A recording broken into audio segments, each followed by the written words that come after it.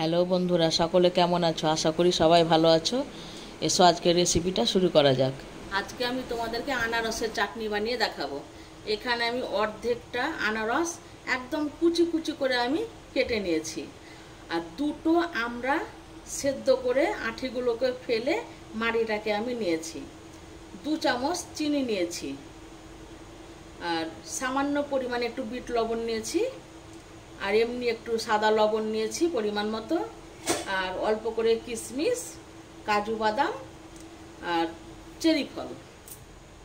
Gas ধরে একটা কড়াই বসিয়ে দিয়েছি। কড়াইয়ে বন্ধু সামান্য পরিমাণে সাদা তেল, কয়েক ফোঁটা বলতে পারো, দিয়ে গোটা কড়াই এমনি করে আমি বুলিয়ে নিচ্ছি। দিয়ে কাজু বাদাম দিয়ে দিচ্ছি, কিশমিশটাও দিয়ে দিচ্ছি। এটাকে একটু হালকা ভেজে নেব। ভেজে নিয়েছি, দেখো তখন রংটা একটু পাল্টে গেছে, কিশমিশগুলোও ফুলে গেছে। এবার আমি এই সময় আনারসটা দিয়ে দিচ্ছি, দিয়ে ভালো করে একটু এখন আনারসটাকে নাড়তে হবে। তারা করে লবণটা দিয়ে দিচ্ছি, আবার একটু ভালো করে নাড়তে হবে। একটু জল দিচ্ছি,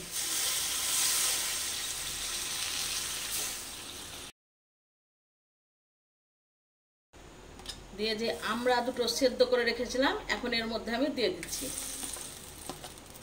তোমাদের হাতের কাছে আমরা যদি না থাকে তো লেবুর রস চিপে দিয়ে দেবে।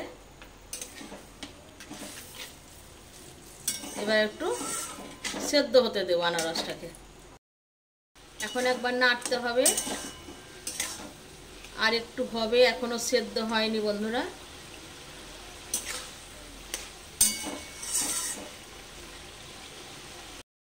দেখো একদম শুকনো শুকনো হয়ে গেছে।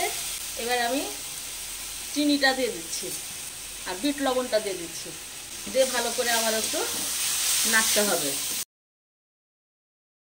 সবশেষে আমি চেরি ফল দিয়ে দিচ্ছি।